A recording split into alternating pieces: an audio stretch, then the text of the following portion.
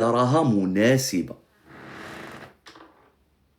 وهنا يزلق لك الشرعنة ديال هاد الوسخ، ديال هاد الويل، ديال هاد العفن اللي كنشوفوه من هاد الضفادع الزرق وهاد الأزلام ديالهم، هاد المسخين الذين يدعون بأنهم يدافعون عن الوطن.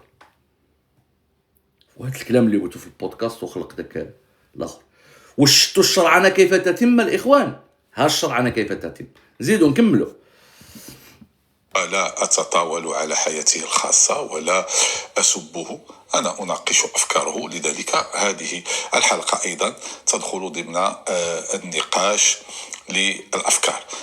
لماذا الحلقة؟ لأن عبد الله بن كيران جاء في واحد التصريح تيقول بأنه طلبت من جلالة الملك أنه يدير لجنة للتحقيق في أحداث سبتة، ولحد الآن لم أتوصل بأي رد، وحنا تنتسناه. طبعا بن كيران قال هذا الشيء في لايف وماشي في بلاغ حزبي. البلاغ الحزبي بالفعل كان تحدث عن الفكرة، لكن تطوير البلاغ الحزبي والرواية والسردية التي أرادها بن كيران. دابا واش السي عمر الشرقاوي، السي عمر الشرقاوي والله زعما إلا كنت إعلامي راك إعلام ديال الزيكو، راك لا تختلف لا على بونيف ولا على بن زدير، والله إلا إعلام ديال الزيكو، قسم بالله لا إعلام ديال الزيكو.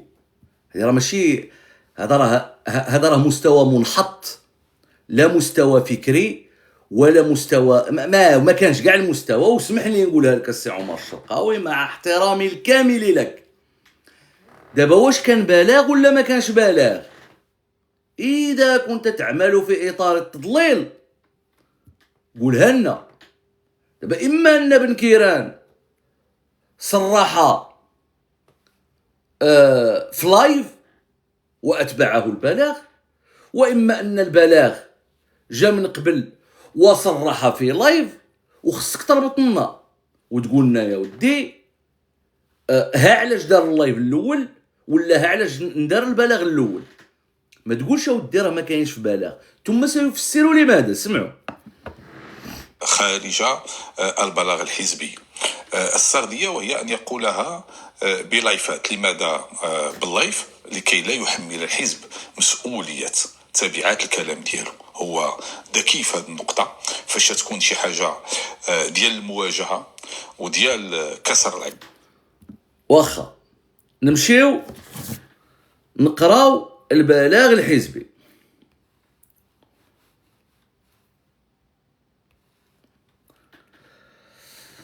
بخصوص الأحداث المؤسفة والمؤلمة المتمثلة في الهجرة الجماعية نحو سبتة المحتلة، انعقد بعون الله وحسن توفيقه يوم السبت 17 صفر الموافق لفاتح غشت 2026 اجتماع استثنائي للأمانة العامة لحزب العدالة والتنمية.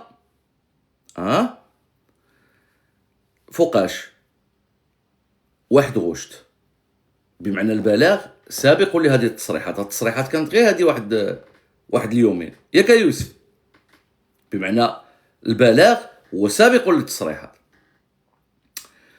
للأمانة العامة لحزب العدالة والتنمية برئاسة الأخ الأمين العام الأستاذ عبد الإله بن كيران، كان مقررا في الأصل أن يخصص لنقاط مرتبطة بالانتخابات، لكن وأمام الأحداث المؤسفة والمؤلمة ومشاهد العار التي عرفتها مدينة المضيق والفنيدق من هجرة جماعية غير مسبوقة نحو مدينة سبتة المحتلة، خصصت الأمانة العامة الحصة الأولى والأساسية للنقاش والتداول حول هذه الأحداث.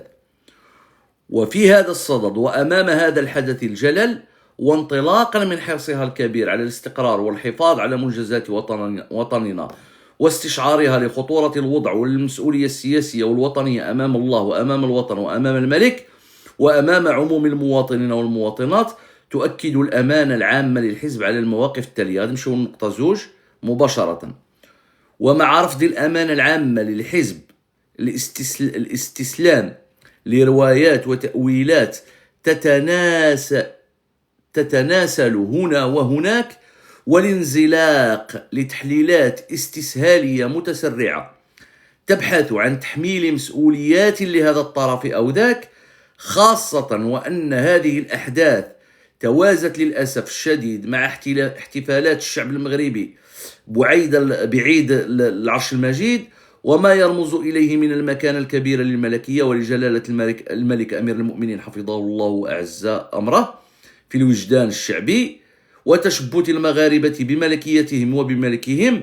وتؤكد في هذا الصدد وقوف الحزب بقوة إلى جانب المؤسسة الملكية ودعمها والاعتزاز بمساهمتها وأدوارها الاستراتيجية والدستورية والوطنية في تعزيز الاستقرار والحفاظ على وحدة الأمة وضمان الدولة واستمرارها وحقوق وحريات المواطنين والمواطنات. وعليه تدعو الأمانة العامة للحزب إلى إحداث لجنة وطنية للتحقيق بتعليمات ملكية سامية لإجراء تحقيق وطني نزيه وشفاف لمعرفة حقيقة ما جرى ونشر نتائجه بشفافية ليطلع عليه الرأي العام، وترتيب النتائج واستخلاص الدروس المناسبة لمعالجة الاختلالات الديمقراطية والتنموية والاجتماعية التي تدفع الشباب المغربي للمغامرة وركوب البحر والهجرة الجماعية. مزيان. فوقاش كان هذا البلاغ؟ السبت 1 أوت، السبت 1 غشت. مزيان. نجيو لهاد الصحارى ديال نتنياهو الذين ألقوا عصيهم فأرهبوا أعين الناس. هاد الصحارى ديال نتنياهو وديال بن زايد الذين ألقوا عصيهم أرهبوا عيون الناس. سمعوا. أيضا كان تحدث على رد وحنا تنتسناو. طبعا بن كيران قال هذا الشيء في لايف وماشي في بلاغ حزبي. البلاغ الحزبي بالفعل كان تحدث عن الفكرة، لكن تطوير البلاغ الحزبي والرواية والسردية التي أرادها بن كيران خارج البلاغ الحزبي. السردية وهي أن يقولها بمعنى أنت لا تعتمد على المسألة الرسمية القانونية، هو أن تأخذ بالبلاغ الحزبي الذي يعبر عن موقف الحزب وعن موقف أمينه العام اللي هي العدالة والتنمية. أنت تتكلم عن سردية تكلمت عليها أنا، هي من دبر، هي أجهات خارجية أم جهات داخلية. إذا نتايا ماشي همك داك الشيء اللي قلته في الأول، أن المواطنين يدافعون عن المؤسسة الملكية بالطريقة التي يرونها مناسبة وأنك تراها ثابت من ثوابت المملكة وبأنه كذا. نو، انت همك هو أن تضرب في السردية التي حركتك. وش هي السردية؟ هذا الشيء دبر من جهة داخلية أو من جهة خارجية.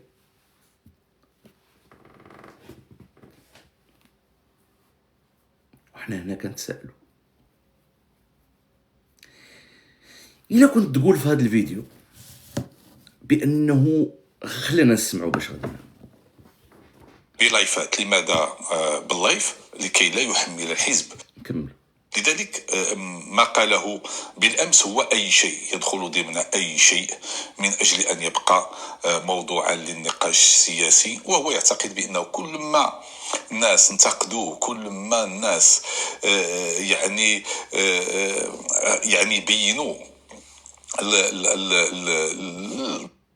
ما غادي يبقى رقم واحد في النقاش السياسي. هذه الهضره ديال الحمامات السي عمر الشرقاوي، هذه هضره ديال الكياسات ديال الطيابات ديال الحمام. مع احتراماتي للطيابات ديال الحمام، بعض المرات كيكون عندهم ماشي بعض المرات، في كثير من الاحيان كيكون عندهم نقاشات مهمه اكثر اهميه من هذا الشيء اللي راك تقوله. وربما هو تعتقد بان هذا الشيء يمكن يجيب له المقاعد الانتخابيه، ويمكن هاد يلعب فيها شويه ديال دور الضحيه. ما علينا. شنو هو الكلام ديال راه ما عندوش 3 المليون دولار اللي خسرها على فيسبوك وعلى ميسا سلامه الناجي وعلى راه ما عندوش مسكين، راه ما عندوش 3 المليون دولار اللي خسرها. حتى الا دار لا ريكوبيراسيون بوليتيك من حقه. لا ريكوبيراسيون بوليتيك في بارتي د لا بوليتيك مسيو عمر الشرقاوي. ديال بن كيران، انا في نظري الكلام ديال بن كيران ما عندوش باش يجيب الممثلين والمغنيين يغنيو لنا بغينا التغيير، ما عندوش مسكين. هو استمرار للخط التحريري ديالو تجاه الملكيه منذ عقود.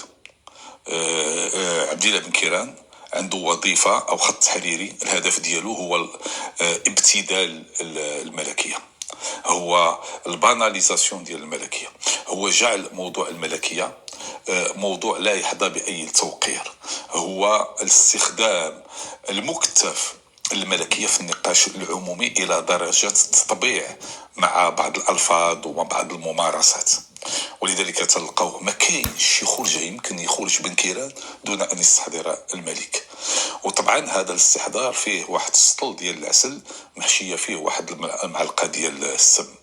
بزاف ديال المدح للملكيه، لكن فيها نوع من الرسائل المستبطنه بحال هذه اللي قال.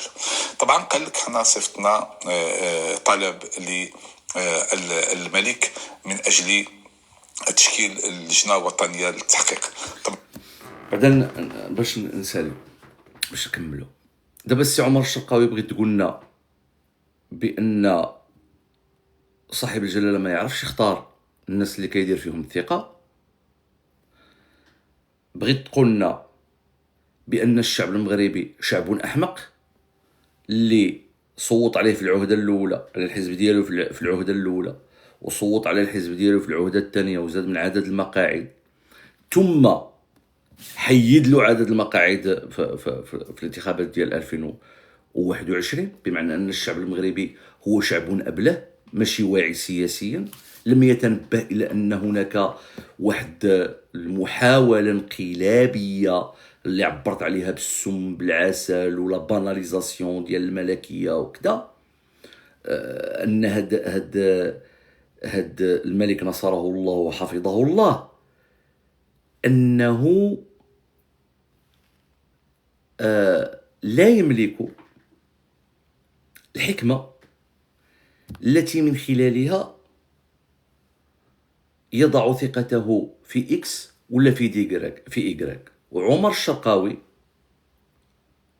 يملك من النباهة ويملك من العلم ومن المعطيات ومن الحنكة السياسية التي تخول له أن يرى من عبرجه العاجي هذا فيه الثقة هذا ما فيهش الثقة. إذا أنت هنا تتطاول على صاحب الجلالة. هذيك دابا المؤسسة الملكية اللي قلت بأنها ثابت وأنا أتفق معك، وزدت شرعنت للسب والشتم في هذا الحزب الوطني من خلال القول بأن كل واحد غادي يدافع عليها، وحطيتها في ديك لابوزيسيون ديال الضعف. انت تزيد تؤكد هذا الضعف من خلال تطاولك على ولي الامر بهذا الكلام اللي قلته. فهمتوا اخوتي المغاربه الخطاب كيفاش مصنوع؟ ثم لصالح من؟ انا نسولك لصالح من انت كدير هذا الخطاب؟ الا كنت انت كتشوف شي حاجه ما شايفهاش صاحب الجلاله، نبيعوك انت كمالك ونشوفوك انت يا فاش في من ستضع ثقتك.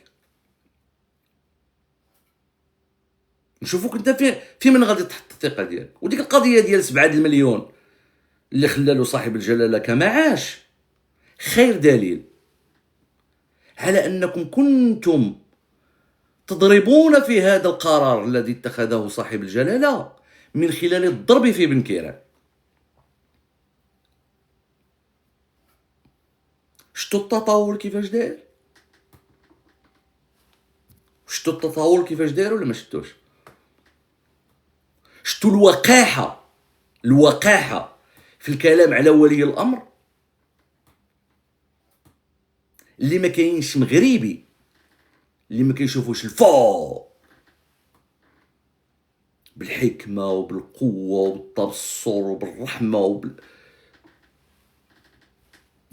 ها لا باناليزاسيون اللي كديروا نتوما، هذه هي لا فغي باناليزاسيون. وهذا اسلوب صهيوني من الاخر ابويا عمر الشرقاوي، واسمح لي نقولها لك، اسمح لي نقول لك، هذا اسلوب ديال الصهاينه.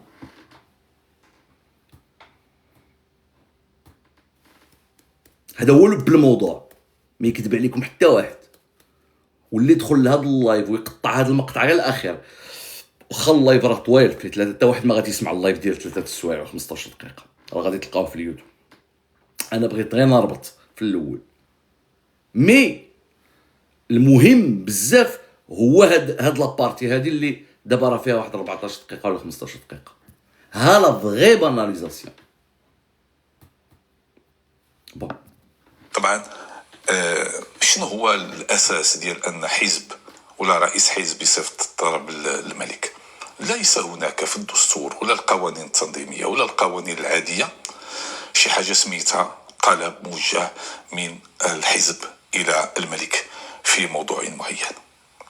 ما كاينش في الدستور، ما عندناش آلية. طبعا كاين اللي غادي يبدا يلوي العنق ديال الدستور والملك باعتباره الفصل 41 او 42 بانه ملك رئيس الدولة ولا كذا. كاين اللي غادي يبدا يدير عدد من لا جيمناستيك باش يبين بانها الطلب، لكن ليس هناك اي طلب او ليس هناك اي امكانيه دستوريه في هذا المجال.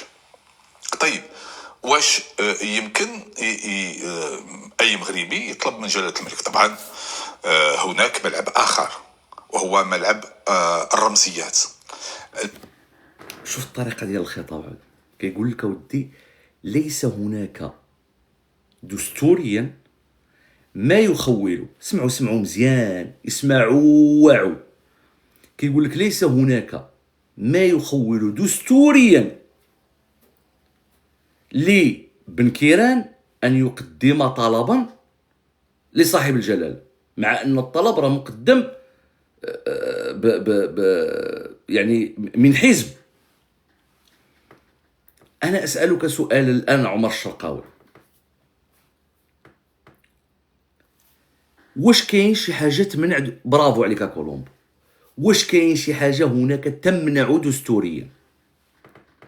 مادام نتايا عفستي على الدستور في الاول ديال الفيديو ديالك، وكتقول اودي هاد المغاربه الذين يهاجمون بن كيران ويسبون بن كيران ويشهرون ببن كيران ويخونون بن كيران، وبن كيران ما هو الا شخص، واحد مجموعه ديال الناس كتجبر له تأصيل في الدستور على أن هاد الناس من حقهم أن يدافعوا عن المؤسسة الملكية، ماشي على الوحدة الترابية.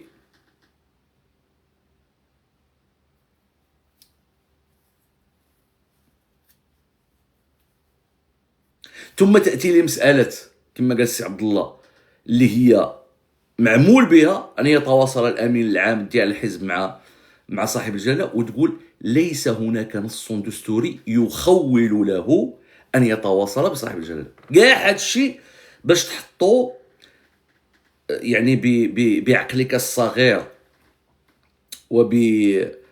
وبغبائك الكبير،